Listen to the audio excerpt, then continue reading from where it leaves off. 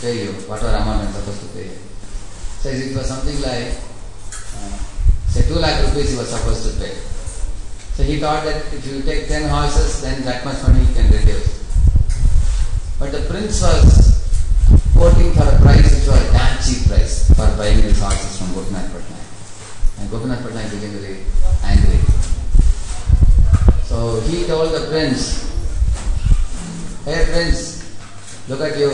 My horses are not like you, who are having some mannerism. Like every now and then they look like this. They don't move their head like this." He was joking at the prince, because the prince had a mannerism of every now and then looking like this, moving his head like this. My horses don't move their head like the way you move. And the prince became very angry. And the prince said, "Since this fellow is teasing me, I want to put him in a changa." He said, changa means in those days they would place many swords. They would throw a person from the top and just point his slice to pieces. Very severe punishment. So the king's son, Pratapradra's son, was actually a prince. So he was about to put him in changa. So they were arranging all the blades, and Gopinath was in the top. He was about to be thrown probably in a few minutes, probably half an hour, 1 hour or so. In the meantime, many devotees ran to Chaitanya Mahaprabhu and said, "Oh Mahaprabhu, Gopinath is in great danger. Please protect him." Because the prince is planning to put him in changa. Mahaprabhu inquired, "What is the matter?" And he came to know. Mahaprabhu came to know. He said, "So I am the son of Mahaprabhu, and you want me to protect him? And I am sannyasi, and you are using my power to subdue the king and relieve this fellow? It is improper. Because he has done a wrong thing, he deserves the punishment. Either he should pay the money back or he should accept the punishment. What can I do?" And Mahaprabhu became very disturbed. He said, "I am after all a mendicant. Don't disturb me with all these affairs, materialistic affairs. Leave me alone. Otherwise I will leave all of you and I will go to Alalnath or somewhere." So all Vaishnavas became very worried what to do now. Then Vaishnavas thought that Mahaprabhu will not help now. What to do? So they ran to the king, Pratapadra, and told him, "Oh my dear king, this Gopinath Patnaik whom your son is intending to put in changa, do you know which family he belongs to? The same family of Raman family, one of the brothers. So he should not be killed. Please do the needful." When king heard, he was shocked, Pratapadra. He said, "I never told my son to kill anyone. I only told him to the exact amount of money to be given."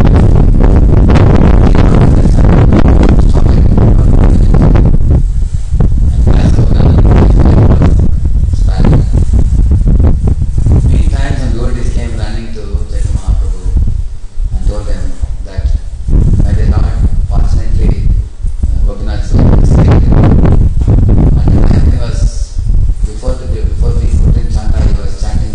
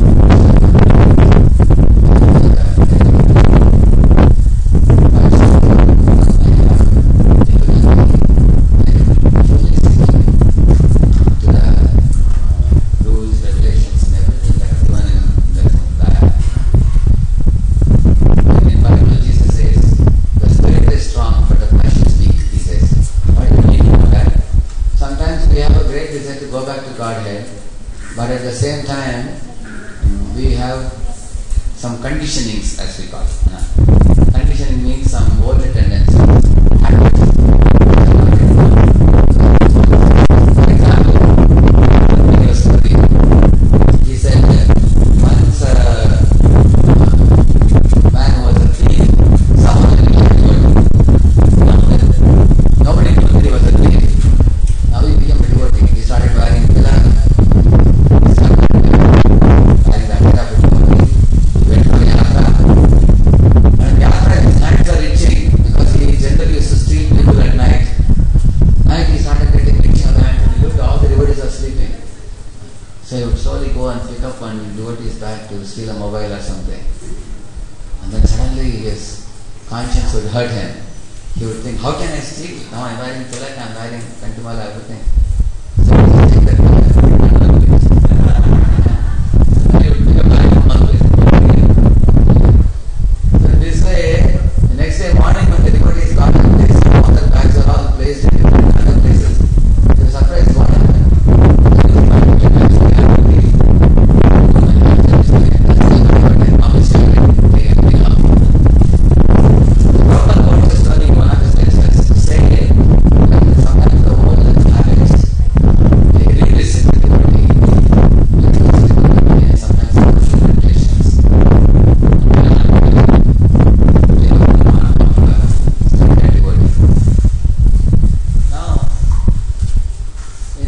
In the Vaishnava Sangha society, you will see that sometimes a devotee becomes aggressive, or sometimes a devotee is passively burying some pent-up feelings, which blow off in an ugly way in future. Actually, both are like two sides of a pendulum. Aggressive and passive. These are two extremes of a pendulum. So, what happens when you are aggressive? Can any of you say? If a devotee behaves aggressively, what is the result of that? Yeah? Okay, my way is the best way. But what is the result of that? Say a leader has a group to carry on. Say one of the group members is committing some mistake and the leader becomes aggressive. What is the result of that? Yeah? We don't have one more mic? We have one more mic?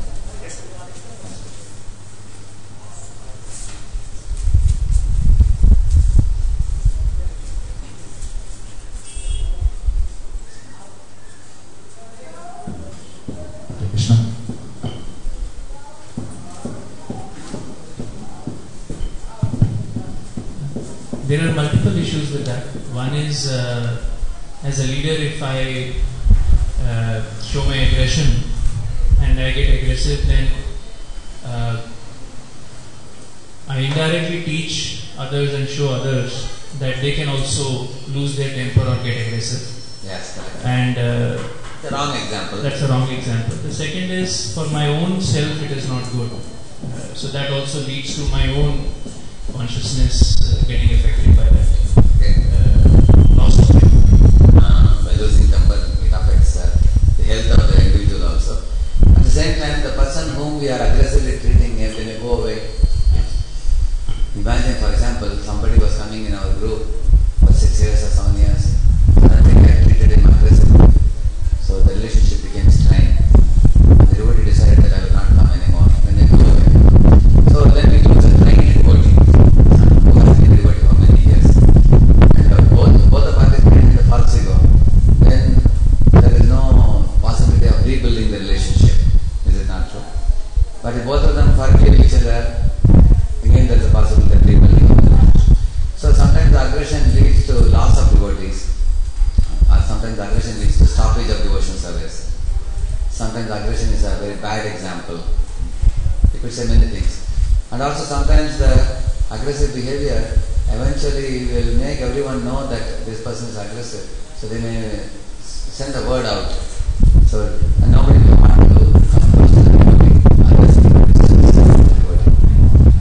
And also some people who are being aggressively treated, they will plastic, they will also go down in the devotional life. In this way, there are many possibilities of just one bad habit. So you give an example which I can see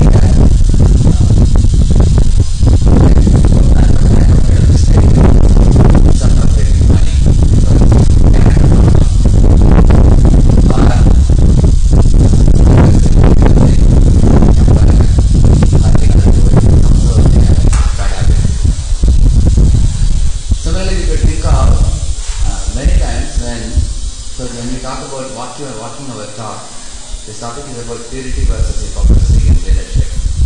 All of you can take the notes. First, talks about media function actions. I have quoted from Bhagavatam 1.something.41 purport. So, somebody can read it, please take the mic. The progress of religion can read it. Yeah. The progressive religion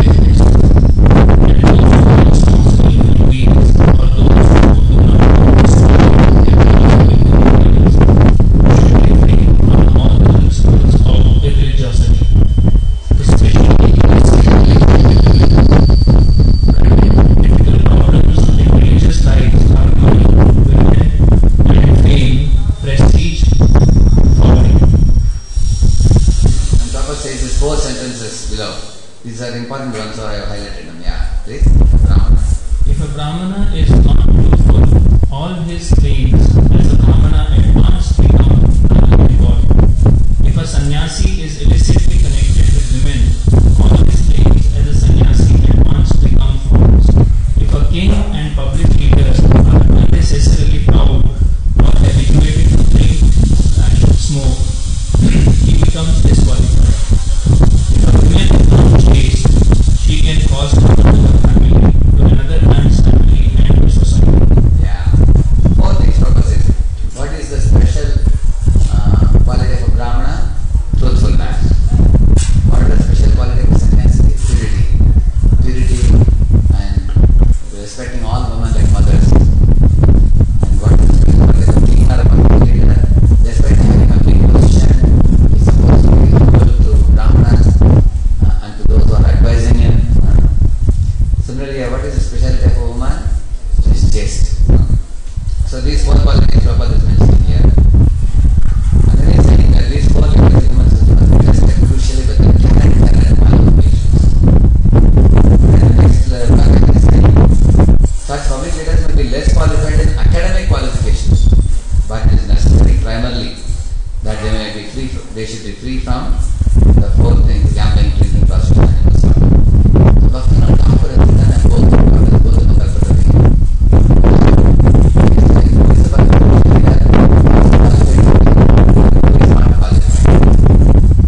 So in the qualification he is saying, if you know who is qualified to be a leader, and who is not qualified, lot of things is giving. One should be free from illicit practices. One should not misappropriate money. One should never tell lies. One should never be political.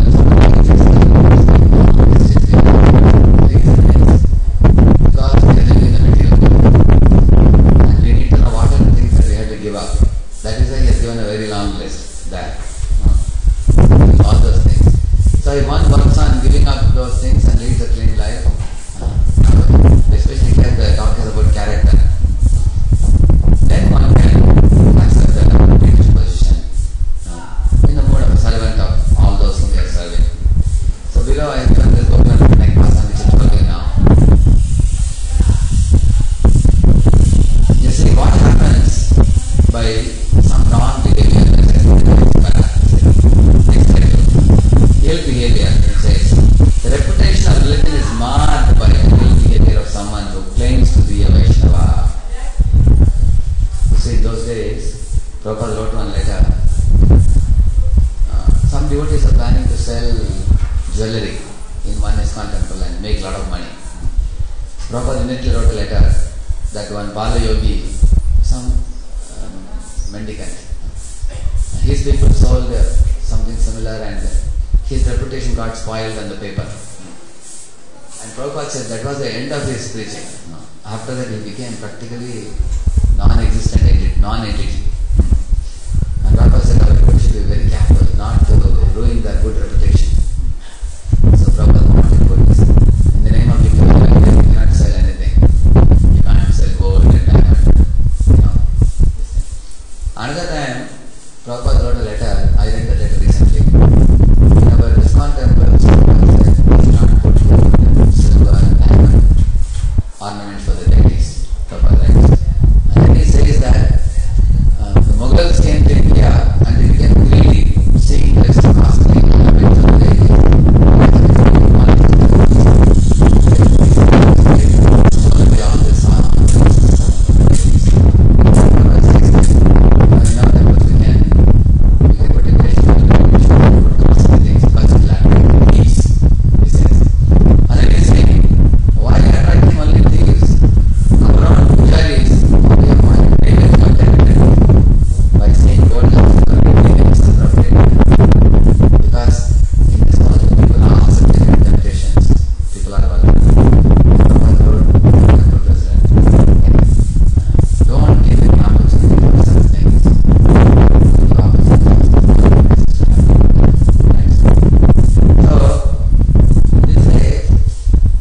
we have clearly read from Prabhupada that character is more important than academic qualification. That's the first thing we learned.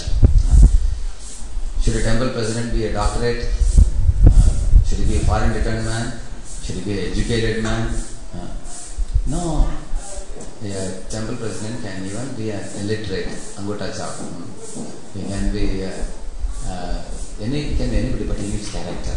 Character is very important.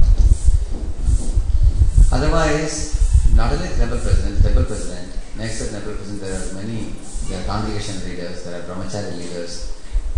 Who is the leader? Mother and father are leaders. The spiritual master is the leader. Bhakti Vriksha, those who are taking and leading a group of people, they are also leaders. Similarly, the head of the state, material leader, is also a leader. Similarly, anyone who has some people who are following them, he can be called a leader. As soon as there are some people who are emulating a model and wanting to follow you, then you have become a leader. Whether you are appointed or not, you are a leader. So, naturally, we are showing some role model to other people, and we need to be very exemplary. And in the life of the devotee, there will be many temptations which will come. Some may be mild, some may be strong. Very strong. Like you see, in one of the communities across the globe, when I was traveling, I came to know that somebody is a leader in the congregation, husband and wife, they are preaching and they are having a flourishing group, 30, 40, 50, 60, 80, 100 people are attending programs, flourishing. But because the man, he was counseling a woman very intimately, one of the women whom he liked very much, he considered her to be the most interested in the audience, and Mataji, who is very dedicated. Of course, she is also a married lady, she had a family, and he had a family, but this man and the Mataji, they fell prey to lust later on, and you can imagine that the whole congregation was dismantled, seeing this mal-behavior, malpractice. You can imagine a married man, eloping with another man's wife, such a very bad name for the congregation. The whole thing was dismantled. So how did this predicament happen? That is because of bringing fire and butter together. The Shastras say, it's very Grihakumbha Nivapagaha Nan Bhakti Pramadana Grihakumbha Nivapagaha Grihakumbha Nivapagaha. It says that the butter, man is compared to butter, woman is compared to fire, and they should not be brought together. They should be brought together only at the time of when a man and woman are marrying. At the time man and woman are brought together. Otherwise, men preach to men, women preach to women. A husband and wife can guide or counsel another Mataji or another Prabhuji. Husband and wife are actually one unit. They are always seen as one unit. Sometimes husband is a very great devotee, but his wife is not. So the husband is showing very much interest in one Mataji who is a very serious devotee. So wife becomes insecure. When I am his wife, he doesn't show interest in me, and he is showing so much interest in some other lady. She feels like that. All complications come. That is why husband and wife jointly deal with the problems. And this is with respect to congregation grihasthas. Like in our Pune temple, if brahmachari has so we have a girls wing also. Now the girls want to have program in the garden, so they want a mic and mouse and everything. So if a young unmarried girl doesn't go to a brahmachari in the IYF and say, Prabhuji, please give me a mic. As soon as there is an interaction, there is a possibility of interaction, but butter should never be brought near fire. Then what to do? Of course, all this lady girls by one Mataji, Anandamani Mataji, who is a married lady. So the girls will go and tell Anandamani Mataji, Mataji, we want a mic. Mataji will tell her husband, and Jayavarku will go to IYF. He will ask the brahmacharis, Prabhu, can I have a mic and mouse and everything for our voice, for one or another program? So she will be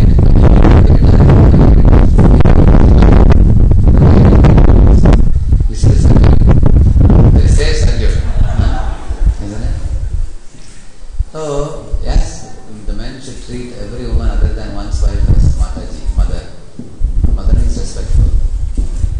Nowadays, Prabhupada says in one lecture, nowadays when we find boys and girls in colleges claiming themselves to be brother and sister, Bahimji. Prabhupada says, what is this Bahimji? Mataji. Prabhupada says. He says in one lecture, you will hear, you should always call everybody as Mataji, mother. So this Bahimji is a new concoction, one organization has started this. So Prabhupada says, you should call everyone as Mataji. In Orissa, if you go, even a small girl is called Bahimji.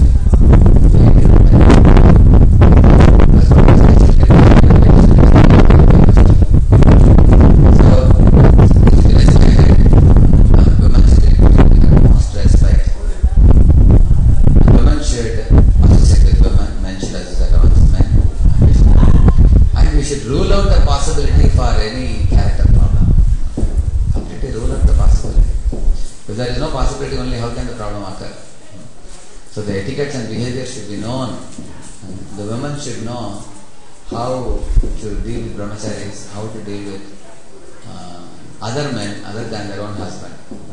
They need to know the etiquette. And these are things which leaders can teach their people. Like Prabhupada writes one full purport on shyness for women in the chapter where Krishna is leaving Hastinapur and entering Dwaraka. There is one full purport on shyness.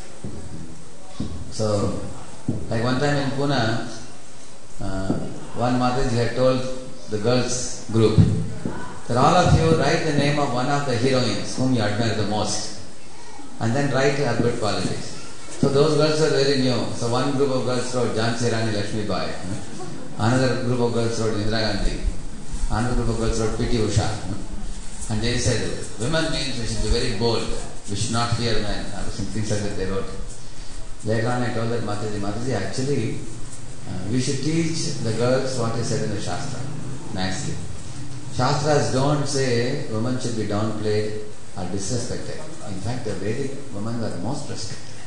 If you see a procession, the first 12 personalities in the procession are Kumaris, unmarried girls who carry the kalash on their head. The Kumaris are considered as pure as brahmacharis.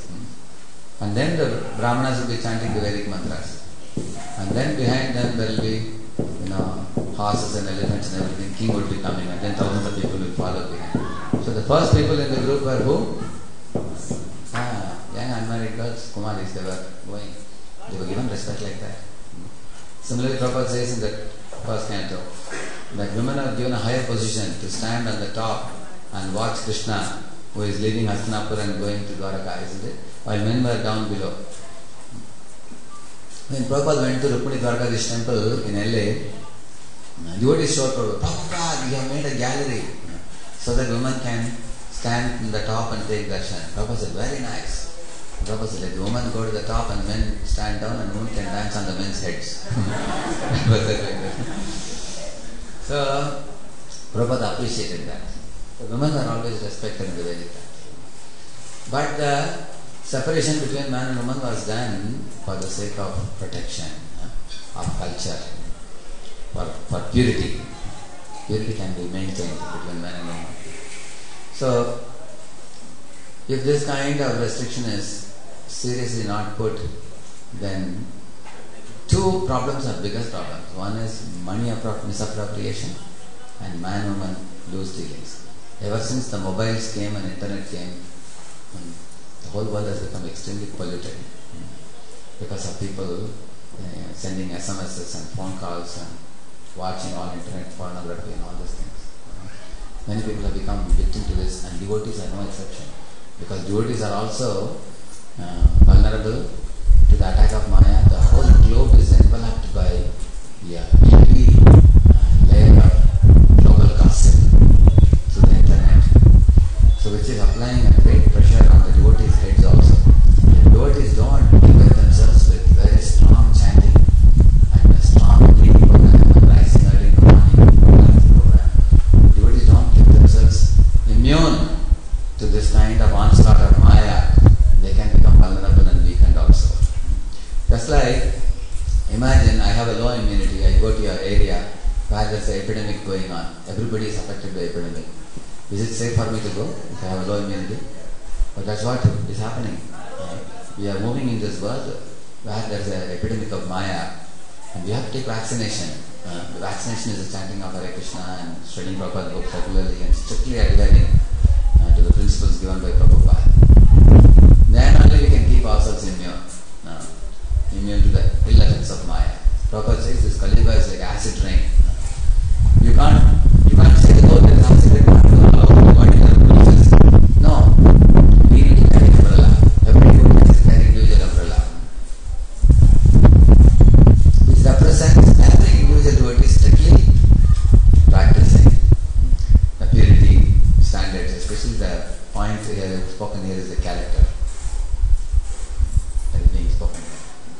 So he says here in the second point that ill behavior, the reputation of religion is marred by the ill behavior of someone who claims to be a Vaishnava. So we give many examples. Children abused, women abused, man-woman misbehavior, disproportionate anger, father.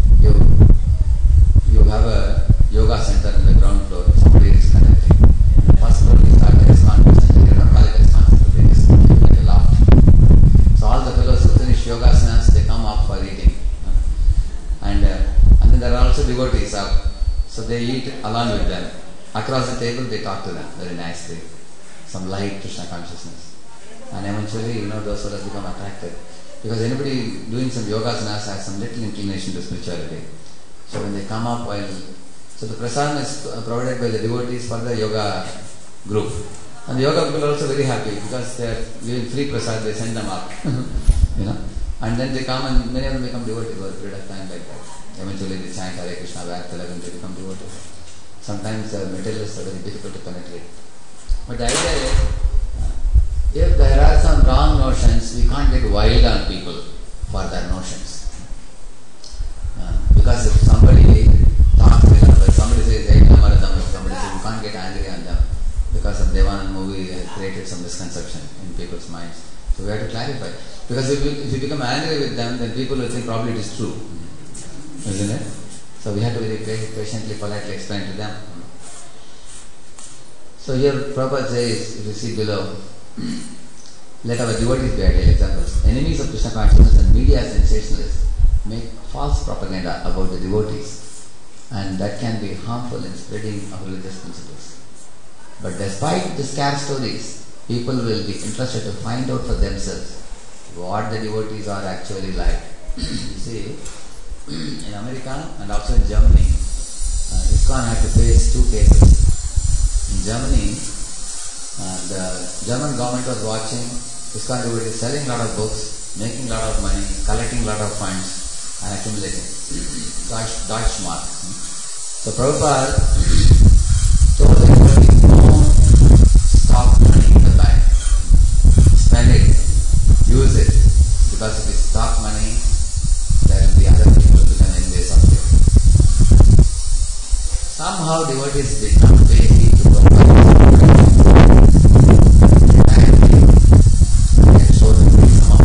The government was noticing it.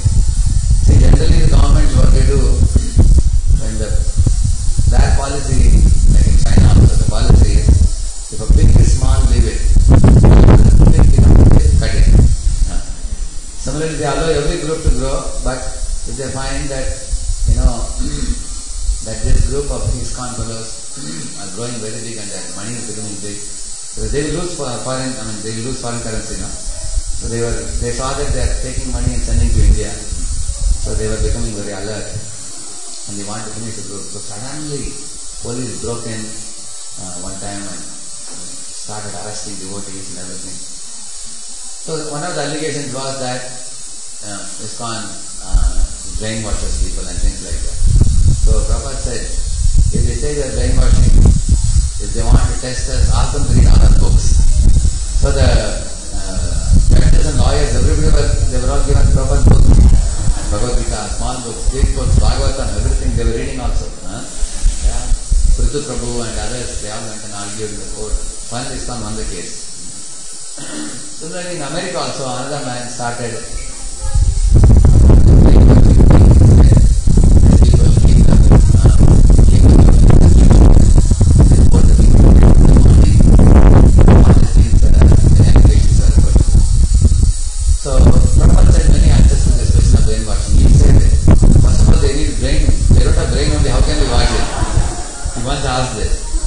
Another time Prabhupada said, yes, we are a brainwashing movement because we have to wash out the stool-like brain and fill it up with real brain, like it is said. Different times he said different things. And there is a Brain Research Society which gave a certificate to ISKCON that ISKCON devotees are level-headed people. They think like the common people think. They act like the common people act. Their intelligence to understand the world around is as good as any common man. That kind of certificate is given. So the point is what? There are going to be some people who will float bad name about us, despite there may not be any element of truth. Like about our Ram, rumor was spreaded. About Krishna also, Shamantika jewel, rumor was spreaded. So in this way, somebody may spread rumor, but not all the people are going to believe everything that comes in this paper. But this people also carry a lot of masala. They have a lot of people want to check it out. Like in Bombay, Radhagopinath temple, one brahmachari joined. She said, how can you advertise this brahmachari temple? You give a good name. So she gave her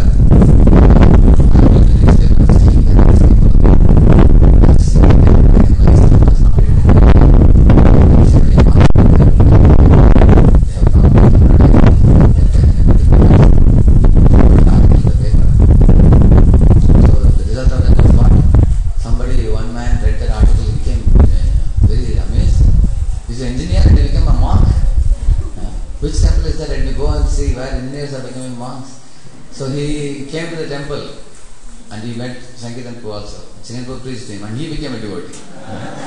So his name is Ramkeli Prabhu. Now he joined as accountant in the same temple. So sometimes Prabhupada was not so much afraid about the spreading of such names because that acted as an impetus for further preaching also sometimes. But the idea is we should ensure that there is no ill behavior on the part of devotees. Although there may be wrong perceptions people may hold, see, sometimes even after we rectify the situation, still people may hold perceptions. Like naked pencha perception, Bhaktan Saraswati says, Bhaktan Saraswati says that there was a small kid in a village called Pencho. He was always roam here and there naked. People would be laughing. But later on he grew up and became a lawyer. He learned to handle them. He did it. Then he became a high court judge. And the news reached the village, the people, that the small Pencho boy now he has become a high court judge. And many of the old men in the village they said, hey, that's impossible.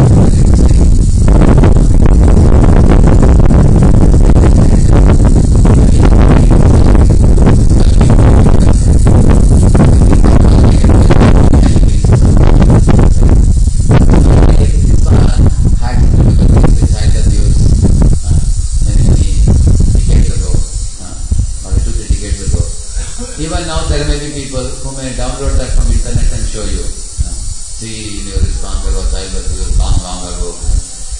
So what can do with such people? We can tell them, now we have a CPD, Child Protection Team. There is Champaglata Gopinath in the top, who is a very strict lady. She is herself she's a doctorate and she is bringing about CPD in all the countries. Similarly, somebody is talking about Guru fall down.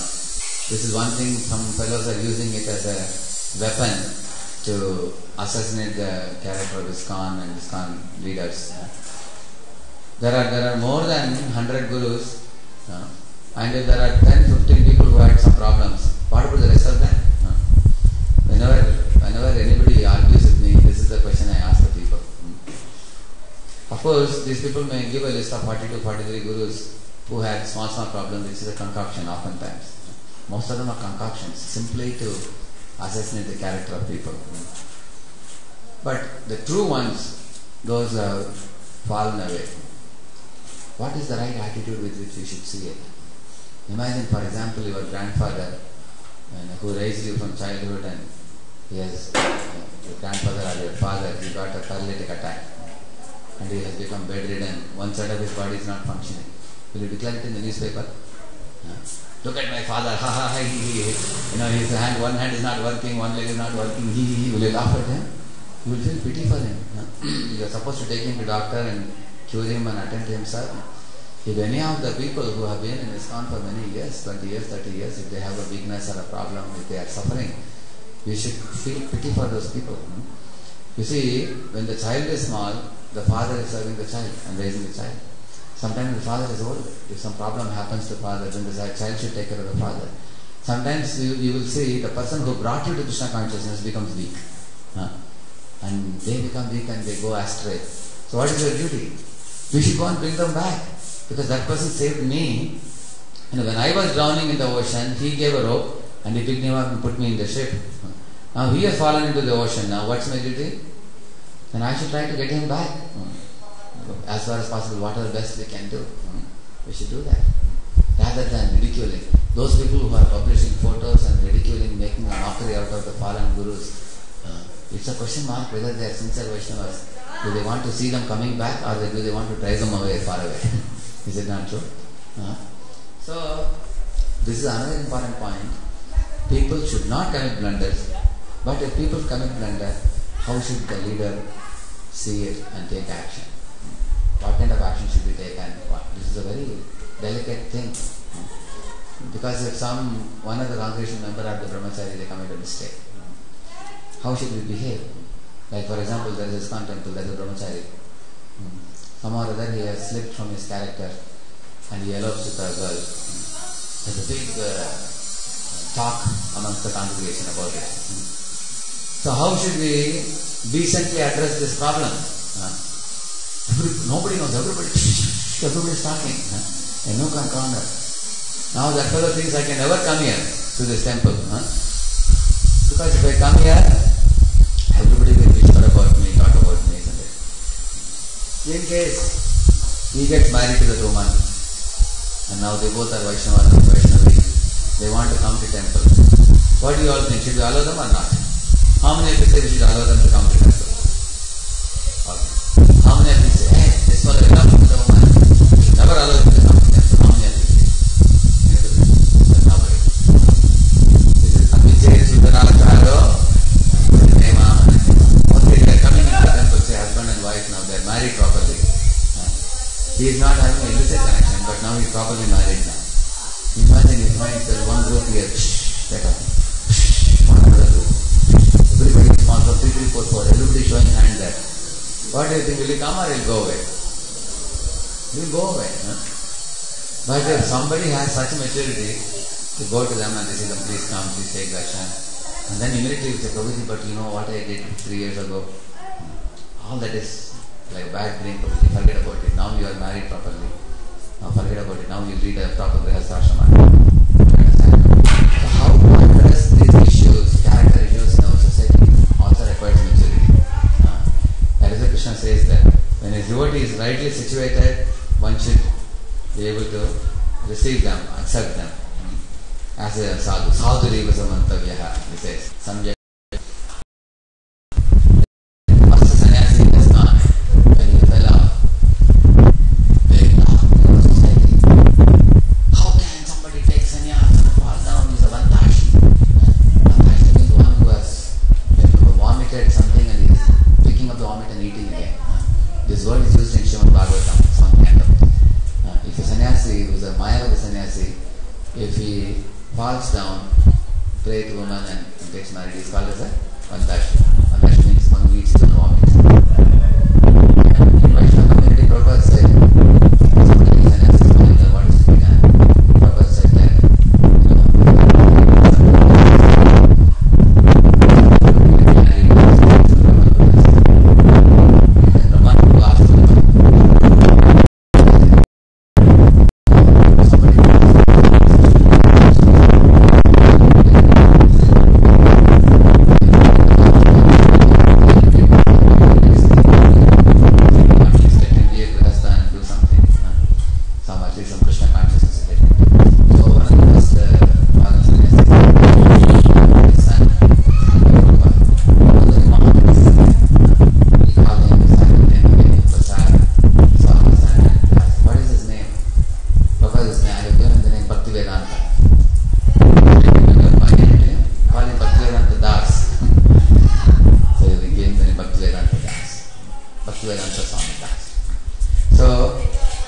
Prabhupada was extremely broad-minded.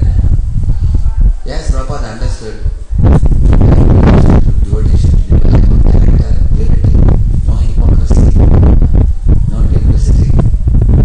And Prabhupada wanted to make sure that there is no, like there was one fellow, one Agarwal in Mayapur, he had stolen money from the temple. His name was Jayapurasa Maharaj was there at the time. He was the top manager. So he got the news to Prabhupada and Prabhupada told him, called upon him. So this Agarwal came and he fell at Prabhupada's feet and cried bitterly. He said, Prabhupada, please spare me. I will never steal. My family was in need. I stole some money. Now I will not steal anymore. I want to become a devotee. And allowed him. So he used to go for morning walk also with Prabhupada sometimes. And 1 or 3 months passed there. After that, again, this fellow was stealing something and he was caught at the gate of Mayapur. He went to and then he told Prabhupada, he is found again.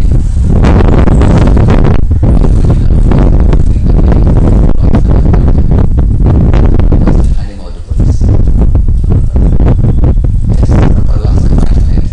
Prabhupada gave chance for people to reform and improve. But sometimes, although Prabhupada knew he was some kind of devotee, but he was not a proper devotee. And Prabhupada understood he required some lati. He required some beating from the police, so he handed him over.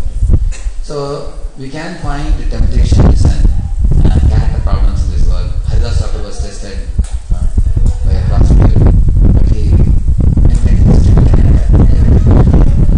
Instead of he falling very hard, he made her into good. Now compare these two scenes. Ajamila is seeing a Shudra Shudrani embracing, kissing, is seeing them. Nowadays in Govinda Yuga, people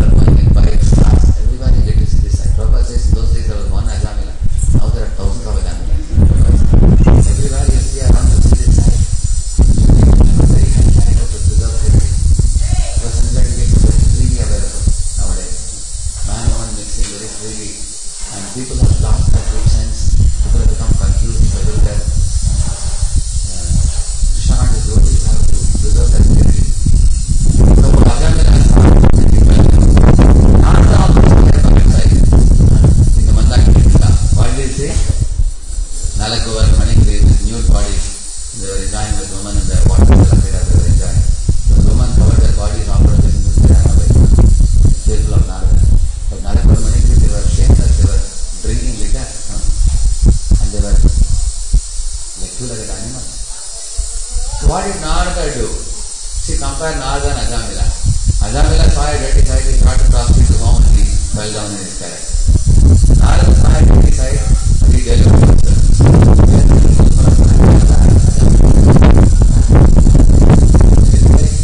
Even while living in the world of temptations, which is not Mata, we should keep our purity high so that our hearts and minds will become operable to Krishna.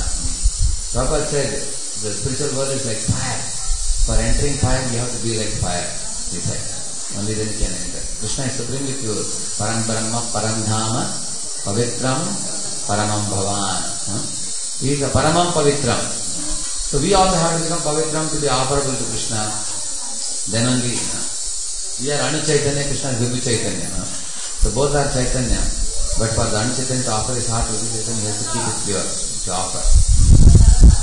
So, in this page, next page, the leader's behavior should be exemplary and above suspicion. So that is saying in English, Jesus' wife must be above suspicion. So that we are below. Prabhupada used to quote this. It means a devotee's behavior should be so exemplary and doubt a devotee. Actually, in our accounts,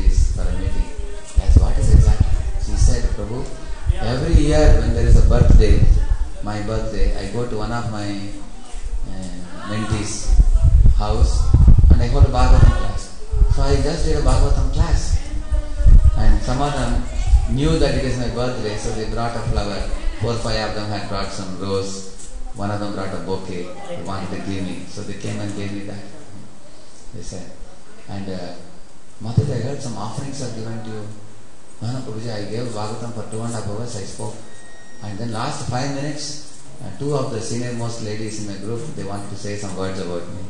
So they spoke for 5 minutes and I did not allow anyone to speak about me after that, she said. I said, oh, thank God. So your example was very appropriate, I told her. And then I called the other members of the group, they all agreed, it's the same. But the rumor that went around, like Chinese whisper, we say, no? Chinese whisper, we say, it goes around, sometimes people cook many big things like that. But this teaches us one lesson. Those who are in leadership position, they should not accept puja. You should be very, very careful. Like one day, I had gone to Jayadevpur Satyajit Mataji's house where I give a program every Tuesday I used to give. For 8-10 years I was giving Bhagavad Gita class there. So in their house, it was my birthday that time, November 21st, it was my birthday. So I didn't know. I didn't even remember. It was a Tuesday and that same day. So they had made a big cake. Big cake, this one size. And after the program was over, I finished my class. And all the Matajis, they brought a big cake and kept it in front of me and they said, guess what? Well, what is it? Then they opened it and they showed big cake. And they said, you have prepared this big cake for your birthday today. They said, and then some 8-10 children started singing a poem, about glorifying me and my activities, about my youth preaching, and, about how I developed preaching in Pune. So, for about 2-3 minutes, this time I told them to stop. Then I spoke next 15-20 minutes I spoke. This is inappropriate. This kind of worship is fit only for Diksha Guru. Nobody else should accept this kind of worship. I told, see, these children are innocent children. We should not present me like a guru to them. I am just 1/1,000,000th of a small minuscule at the feet of my guru. I am just coming to speak something and go. This is inappropriate. And I said, I cannot accept this cake, it's inappropriate. So they all became very morose. Prabhu, we prepared this last 2 days, we worked very hard to prepare this. Then I got my water.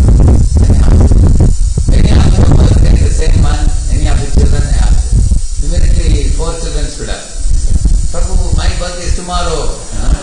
Another says, my birthday. So I called all the poor children, come here. I made them stand in the front and everybody sang, Hare Krishna to you, they sang. And the children were so surprise cake for them. I told them to cut the cake and distribute everybody, and the children became very happy. But all the members learned a good lesson that day. We cannot do such puja for our leaders. It's only fit for Diksha Guru and Vyas Puja day, which we do. When we are leaders, we should be careful not to accept such puja like a Diksha Guru. We should know that we are not offering our shelter to people. We are offering Krishna's shelter. And we are offering the Parampara shelter to people. You should remember it always. Krishna is like a powerhouse. And all the acharyas are like big towers. And the Parampara line is like the wire which carries electricity from one tower to another tower. It is carrying and the message is like electricity. So we are also coming as a part of the Parampara and receiving the message and just giving like a postal piyan. We should be very careful not to accept respect beyond what is due. So our behavior should be exemplary and above suspicion.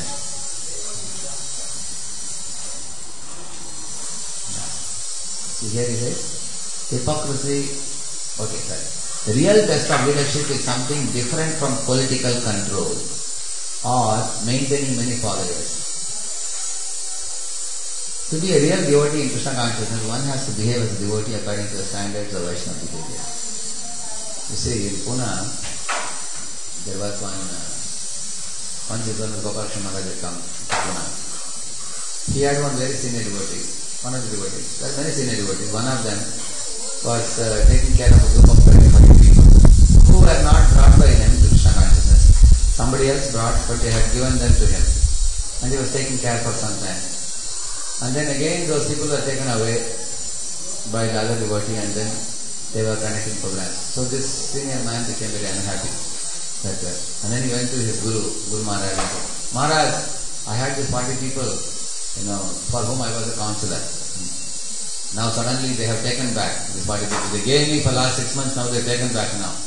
I am unhappy. Maharaj, please tell them to give them back to me, because I am their counselor. So Vishwanath Gopalakrishna Maharaj told him, you see, if you say you are a counselor, you preach and make your own group. And then you take care of them. Because that group of people will want you as the leader. Now these people want their other person as leader, so let them make, he said. And then Maharaj told me, anybody who is a Bhakti leader or a counselor or a mentor, they should be preaching, he said. They should preach and make devotees. And how does a person become appointed as a leader? The people should ask. They should say that, Prabhu, I like this Prabhuji Mataji, can they guide me in my life? Then you become a leader for them. That kind of thing. So, the point is, we don't, politically we may be appointed because I am a senior man, I am appointed as a, preacher or a mentor or a leader or something like that. That kind of political control over people is not valid in spiritual circles. In spiritual circle, spiritual inspiration is the basis. Like for example, in our consular system in Pune, we have 50 councillors we have in Pune. So some of the councillors have got only 5-6 people with them. Some of them have got 40-50 people with them. So recently we made a policy that all the councillors should preach. Some of them said that probably this is a very difficult rule, they said. But we told you should preach. Because you are less having 5-6 people, you preach and have more people whom you can guide. And some of them wanted to withdraw also. We don't want to be councillors. We told them, yes, okay, if you don't want to withdraw, you can withdraw. Because Krishna consciousness should remain like a fresh flower for us without getting dried up. And we cannot be a political leader is what? Because I am, for last 15 years in Krishna consciousness, I have to be a leader now in the group. I will also be, please add my name to the list of councillors. No. Just because of our seniority, we don't become leaders. Anyone who is preaching, actively connecting people with temple, and they are becoming surrendered more and more, is changing hearts of people, is changing one's own heart, they become leaders. And then the example is given here. Hypocrisy is dishonesty. And without honesty, there is no question of spiritual life.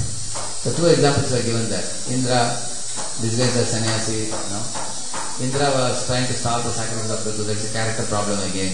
Why is character problem? Because Indra is feeling insecure. Somebody else is succeeding. My name is Shatakratu. What does Shatakratu means? Shata means 100. Kratu means perform sacrifice. My title is Shatakratu. How can somebody else become Shatakratu? How can, because if Prithu completes 100 yajnas, he may compete with me and my seat may be threatened. So Indra wanted to usurp the horse of the men for the sacrifice. Several times he did. And whenever son of Prithu come to catch him, he will change into a sannyasi dress. And son of Prithu, Vijitashva, he will be afraid to kill him. But then later on, when Atri Muni told Vijitashva, hey, this fellow is wearing dress of a monk, but he is actually Indra. Kill him. But Vijitashva could not kill him. And then he would drop the horse and go away. This happened once, twice, thrice. At last, Prithu became very angry. He got up. He took his bow and arrow and said, now I will personally finish Indra now, once and for all. So he can never take the horse, he said. So when he got up and went, the Brahmanas told him, my dear king, you are the Yajaman, you are the one who is organizing this yajna, you should not do this. You sit down here, you should not leave this place. For killing Indra, it is a cakewalk for us. Just we put one mantra and he will be here. So we will chant the mantra now which will suck Indra from wherever he may be into the fire. And then they were about chant, they started. Brahma came there immediately. Brahma came and said, stop it. What are you people doing? Indra is appointed as a leader by Lord Vishnu for all the devatas. If he is killed, suddenly there will be a backbone and the asuras will have an upper hand. It's not proper for you to kill Indra. Although it's understood that Indra is a Dharma Mishra Bhakta. He is after post and position and position. So that he cannot kill him. This is too much. Prithu immediately was very submissive to Brahma. He agreed. But it was suddenly a character problem on the part of Indra. So Indra is a mixed devotee and Prithu is a pure devotee. So who can be more easily made to understand? Pure devotee. And Brahma told him, you are a pure devotee, you are aiming at spiritual world. Why do you bother about this fellow? So don't create insecurity for him, leave him. So in this way, Prithu was a magnanimous soul. So he forgave Indra. In the meantime, what happened? Lord Vishnu arrived there. Although Prithu didn't do the 100 sacrifice, Vishnu was very pleased. Because Prithu sacrificed the sacrifice only. And Lord Vishnu came there. And Lord Vishnu said, my dear Prithu, in this world, for the sake of preserving one's relationship, sometimes we have to offer our individual opinion as an ahuti in the yajna of relationship. So you did that. I am very pleased with you. And Vishnu was so pleased with Prithu, he didn't want to leave that place. He was talking to him for a long time. In the meantime, Indra also came. And Lord Vishnu said, see, Indra has come to seek forgiveness from you. So he fell at the feet of Prithu. Prithu didn't allow him to touch his feet only. He lifted him up and embraced him, and there were tears in both their eyes. So, this is a very famous episode we find in Bhagavatam, which teaches about the weak-hearted Indra, and that weak-heartedness is because of attachment, mental attachment. When there is mental attachment, we can be weak-hearted also. Like you see Dhritarashtra, because of mental attachment, he became weak-hearted and cruel towards Pandava children. Kaikeyi, because of attachment to her son Bharata, became weak-hearted and cruel towards Ram. And Chitraketu's, the co-wives of Kritaditi, they all became envious of Kritaditi's son Harshashoka. So they became cruel and hard-hearted and see. So they became characterless. Those are all characterless you can see. Plotting, hatching a plot to kill someone, or hatching a plot to pull someone's leg, or pull someone from a position. Either I have to reach up or I have to pull him down. I have to do one out of the two. This is a political plot. So that is all, these are all character problems. You see, another example is given of Ravana. Example of Shukracharya misguiding Bali for holding on to his position. Vasishtha was greedy. See, these are also character problems. Why? As we all become senior devotees, we should remember Prabhupada's statement in the 1.1.2. 1.1.2, Prabhupada says, what is the meaning of a Vaishnava devotee? Prabhupada says, in this world between animal and animal, man and man, one family and another family, one country and another country, there is always a competition in this world. And there is always rivalry and envy and competition in this world. And that is not at all uncommon in this world. If a man tells another man, say I have purchased a new Benz car, another man will say, really? Very wonderful. Hey, your car is very nice. But heart of heart is thinking, hey, this fellow was my classmate, I know he is a fool number one. How could he get this car? I was more smarter than him. I am so poor and he is so rich. He thinks like that, he becomes envious, you see. Yeah. Similarly, if a woman is standing in a bus stop, if a more beautiful woman comes and stands, the woman becomes envious. Where did this lady come from? Now nobody will think I am beautiful. Isn't it? In this world, everybody becomes envious of somebody who is more accomplished or having better facility. That's the world we are living in. So, envy may creep in one's heart, but that envy has to be surpassed. How? Prabhupada explains in that 1.1.2. He says, but devotees of the Supreme Lord, Prabhupada says, are not afflicted by envy. Why? Because their goal is the supreme spiritual world, supreme abode. Their goal is to go back to God. They don't want to hold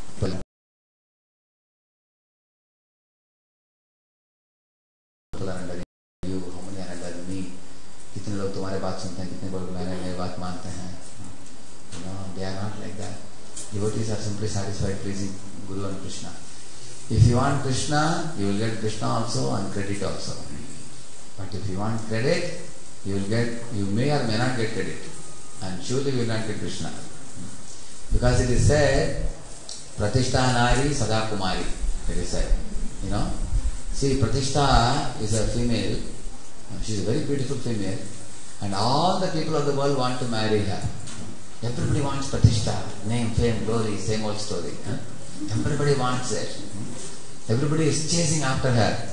But she is looking at those fellows who are running after her and she is just discarding them. And she is going away. But she is very attracted to whom?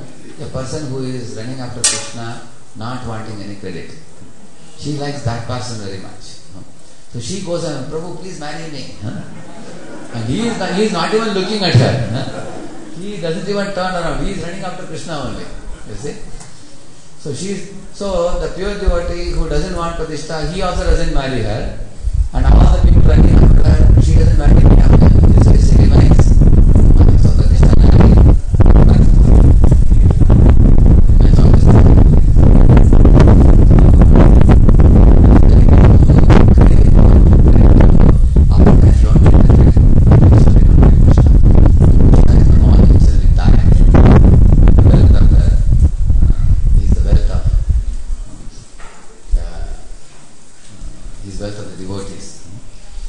So,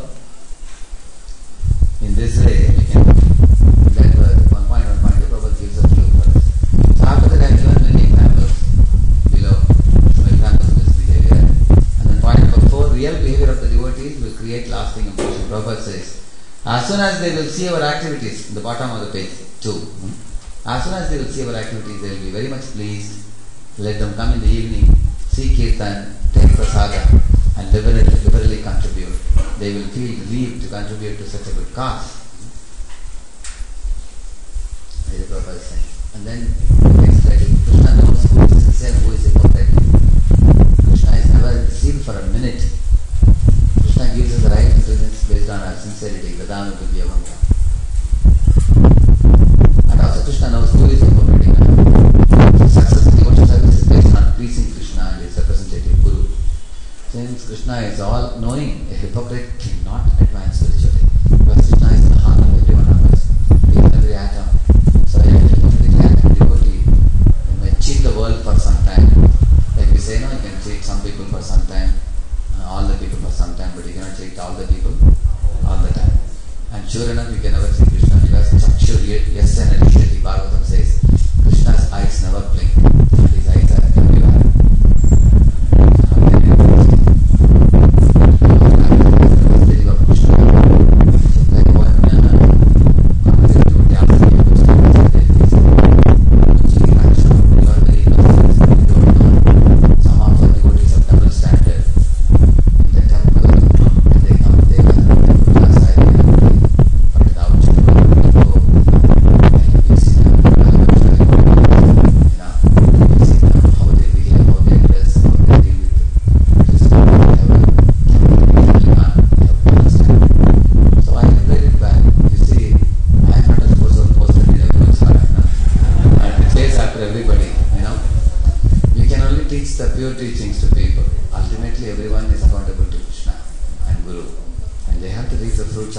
actions. The Prabhupada says, become the practical example to others. Then everything will be alright. Then there will be no fear of being victimized by Maya. So that's the last paragraph. Those who are acting as representative of Krishna, Srila Prabhupada wanted them to take shelter of the rules and regulations of Vaishnava behavior as the sure means to victory. See? That means we should strictly take shelter of the rules and regulations.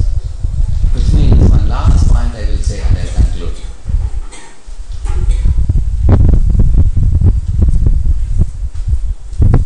You see, I deal with a lot of college youth.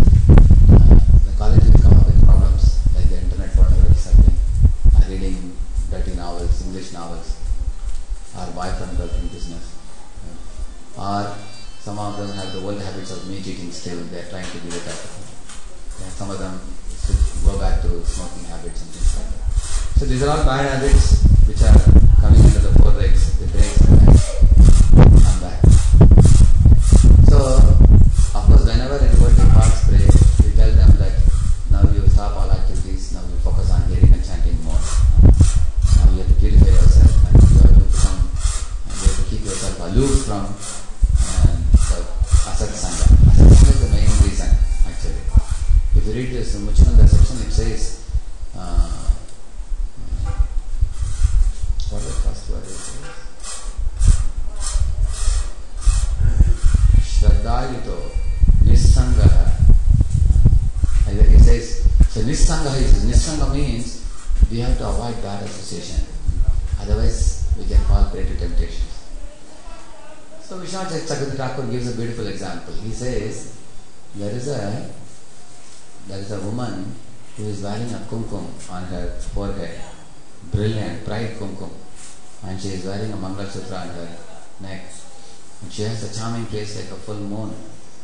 So some man is attracted to this lady, so she is looking at him with such a sharp eyes, as if she is going to burn him to ashes, indicating to him, don't you know I am a married woman, I have a kumkum on my forehead and I have a Mangalasutra on my neck. So don't even throw a lusty look on me. Like that she looks at him with a sharp eye. Similarly, Vishwanath Chakravarti Thakur says, the devotee of the Lord wears the kumkum of the tilak on his forehead and he wears the Mangalasutra of the Kantimala. And then Maya comes and asks, would you like to enjoy this allurement? Devotee looks sharply at Maya. Whom are you looking at? I have given my head to Krishna. So he says, Krishna is my pati, Satvatam pati. So don't waste your time unnecessarily with me, go to somebody else. He says, so devotees should keep themselves chaste under the lotus feet of Krishna, and devotees should fear to fall prey to sin.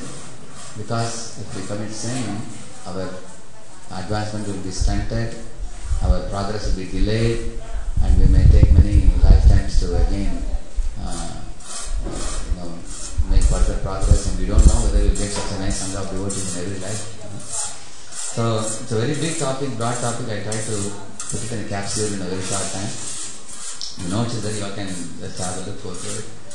So I'll stop here. Thank you very much. Hare Krishna. So Prabhupada ki, Gaurav ki.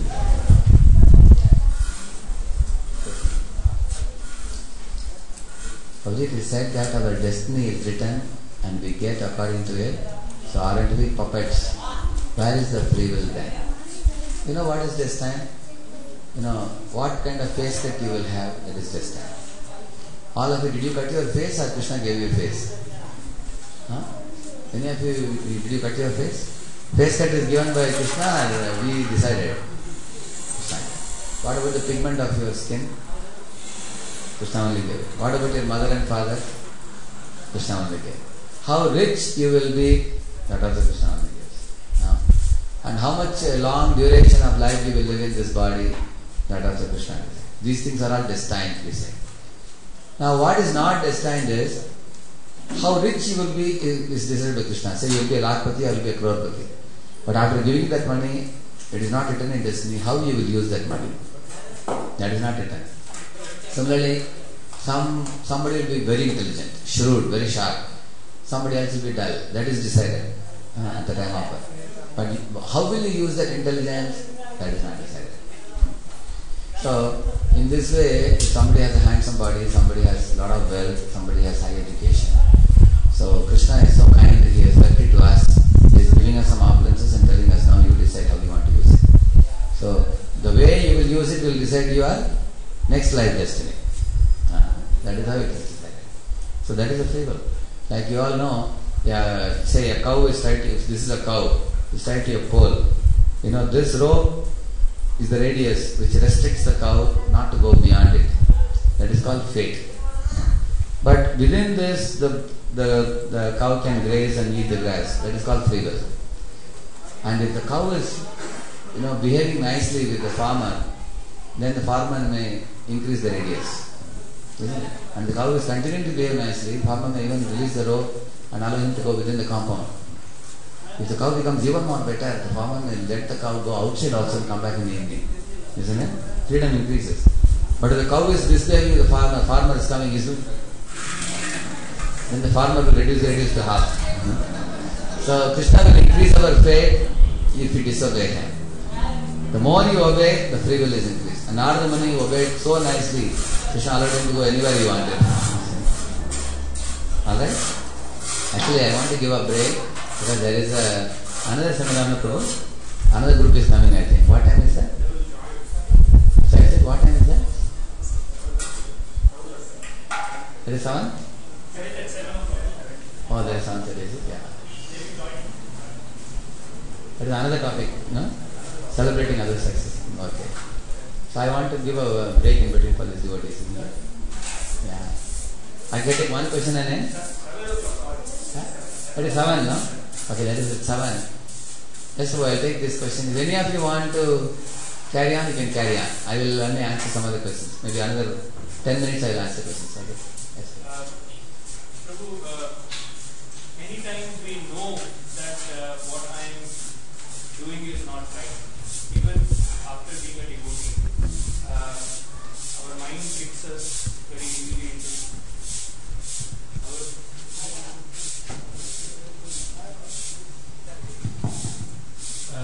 many times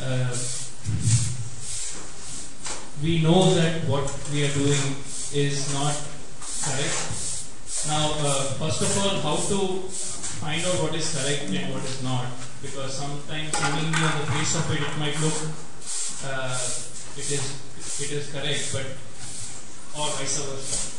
And our mind tries to trick us in that cycle, try to convince ourselves that yes, it is fine what I am doing.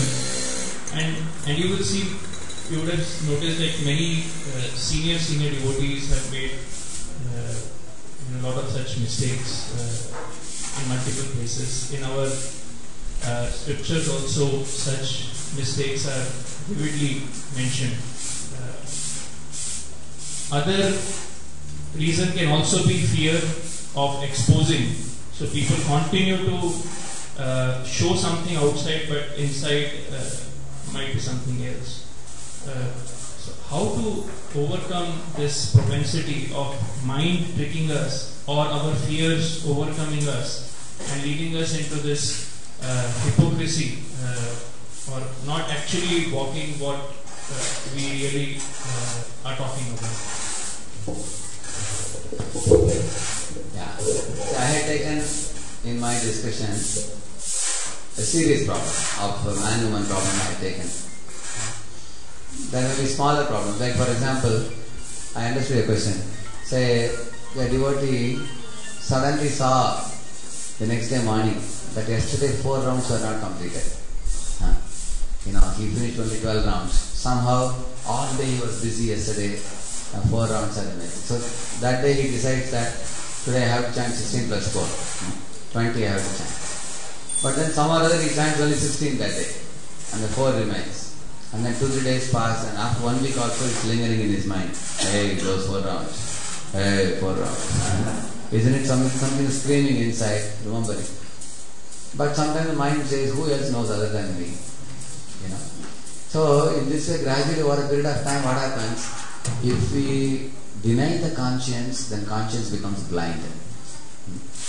Like, in those days, they used to have this dialing phone, So there was a dialing phone where they would dial numbers. And whenever you dial a wrong number, there would be a kind of protrusion which will cause a pinch in your hand, Saying that the digit you are pressing is a wrong digit, it's not a proper number. So a person will immediately understand, okay, this is the wrong number, then he will properly dial it. But there was a boy who was dialing, every time he would get that, nudging effect, he just ignored it. So gradually the protrusion completely got dissolved. So he went on doing bad things. In the same manner, our conscience also becomes blind if we deny it, over a period of time. The very purpose of conscience giving a signal is to rectify a wrong behavior. Ideally speaking, what I should do, if I left 4 rounds and I didn't complete, so 1 week later I am thinking I have to complete, I can make it 8 rounds. Give a punch back to the tendency of the mind. Hey, you are trying to escape last 1 week, you didn't complete it, now you make it into 8 rounds, along with interest, compound interest, you give it back. So we should be enthusiastic to treat the mind like that. Then mind becomes very subdued and very, very obedient. That is why Bhaktivinoda Saraswati told the example of the shoes, the beat with the shoes in the morning and stick with that in the evening. He said, that's why he said that on Ekadashi when you chant more rounds, our mind becomes very subdued and obedient and polite, and it will give up hypocritical tendencies. Now I will give you another example. There was one leader in one of the communities. So this leader became a devotee. He got, of course, he was married and he has 2-3 children. So what happened was, now this leader crossed the age of almost probably touching 40 or something. Now suddenly one day in his company he came across a lady. So this lady is his cousin, some distant cousin. And he saw her, he was shocked. Hey, you are here? Yeah. Because what had happened was, he and this cousin, they both wanted to get married when they were very young. He was 22 or something and she was 18. They were trying to get married, but there was a lot of opposition from both the families. Some economic status or something, some problems came and they couldn't marry. And he was very fond of her, and she also agreed to marry him, but the parents didn't agree, so it didn't happen. So now what happened, the result was that she got married to somebody else, he got married, and now this fellow became a devotee, he's a Christian order, with second initiative and all that. He has 2 children and all that. And in this way, in his community, he became a flourishing leader and all that. Now he is seeing the same old lady, now in his office. Somehow she came for some work from another company, she came to his company. And when he saw her, the old romantic thoughts started coming. The old vasanas. Remember that. And then he told her, do you know, nowadays I become a Hare Krishna devotee. And what about you? She said, I don't know anything about it. She said, I will tell you, come on, you sit here. And then it preached to her. And she also took a mala. Now they are both, she is also married and she has 2 children. Now she is also settled. Now she was seeing him like a friend. She learned that he gave her a book, Prabhupada's book. She took it and she thanked him. And she said, I like your philosophy very much. It's personal philosophy of God is so nice. She appreciated it very much. And she started chanting. And over the phone he was cultivating her. And she started chanting 4 rounds. And she came to 6 rounds eventually. At one point of time, we told her over phone, you see, unfortunately my parents, your parents, somehow they didn't agree for us to marry in those days. It's very unfortunate that we couldn't marry. I am just thinking how nice it will be if we can consider to marry again. Like we told her. And she said, what nonsense are you talking? I am already married, I have 2 children and you have 3 children. And your wife is initiated also. So he told her, that you don't worry about, I will divorce my wife, you divorce your husband. And you can marry. I am just proposing an idea, what do you think about it? She said, this is utter nonsense. And she said, you are a devotee and I am not. But still I feel that you are trying to tread a dangerous path, which will lead both of us to ruin. This is not proper. She said and talked, she kept the phone down. Now that lady had a problem with her husband. They both were having tussles, quarrels, interpersonal clashes were happening in the couple. And this fellow came to know that. That is why he was proposing. He even told her, I heard that you have a problem with your husband. She said, Yes, we have problems and we are working on it, but I would never agree for a solution what you are giving, she said. And now this lady went to her husband and she said, one fellow, I thought he's a devotee, he's speaking to me, he's my cousin, old cousin known to me, and he's speaking to me such a dirty thing, and he's already 40 and I am 36 or something, and he's speaking such a thing. I felt deeply pained. She revealed to her husband, immediately, he did Rudra Tandava.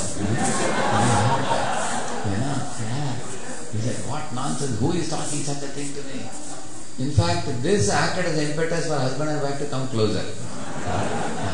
And then this fellow said, so he called the temple president of that temple and said, you have one congregation man who is such a mean-minded man.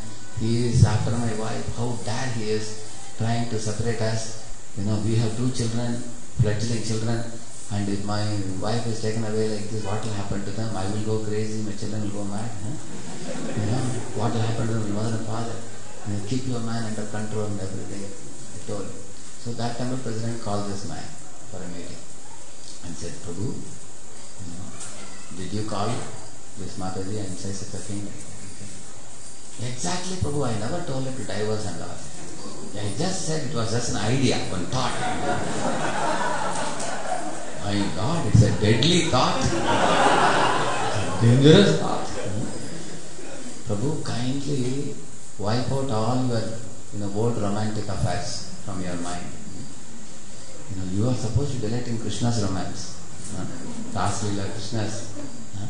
So, although you are an initiate devotee, you are not reading Prabhupada books regularly. So, your buddhi has become dushit, impure. Although you are a so-called leader, because every day you have to hear Prabhupada.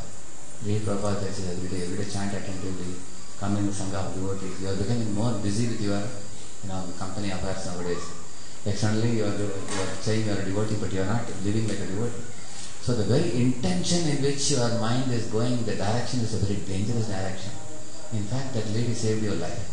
Imagine if that lady agreed to your proposal. What would have happened to you?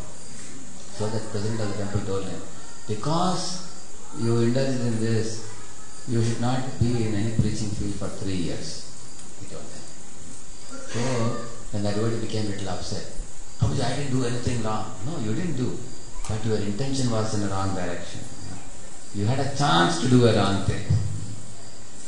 So this punishment is good for you, because in the next 3 years, instead of giving big lectures everywhere, you better sit down and study Prabhupada books more deeply, intensify your Krishna consciousness, purify your heart, he was told.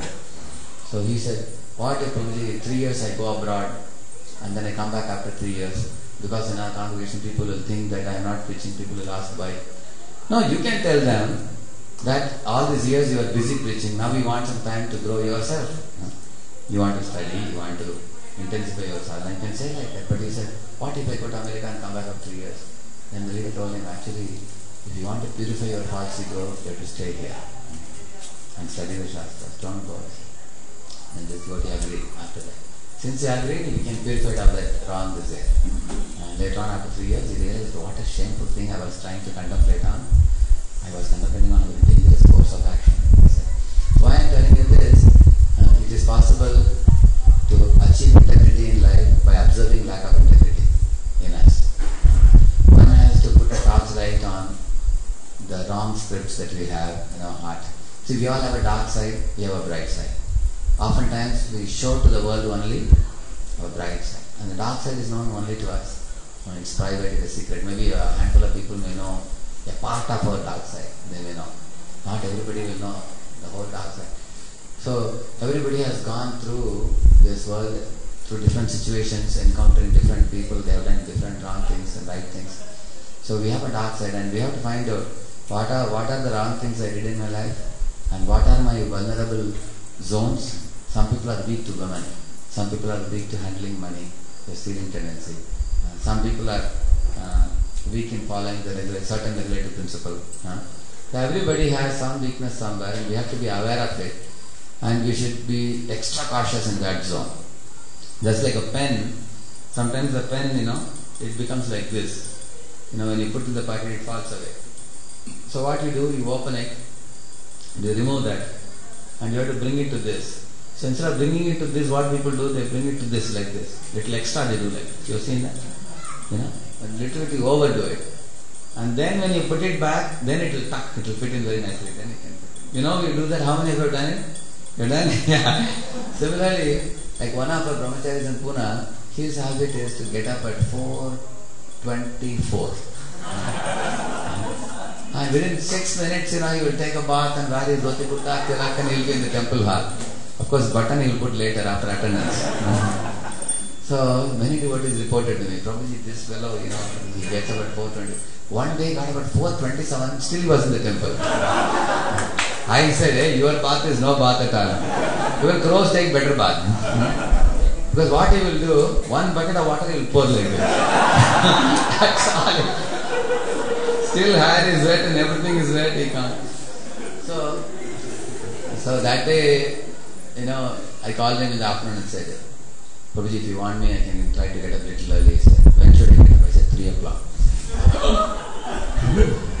What did you say, 3 or 4? What was it? I said, why 3? You have to do little extra only, like this, he said. No? So whenever we have certain things in certain direction, we have to be extra cautious in the direction. You know Jada Bharat?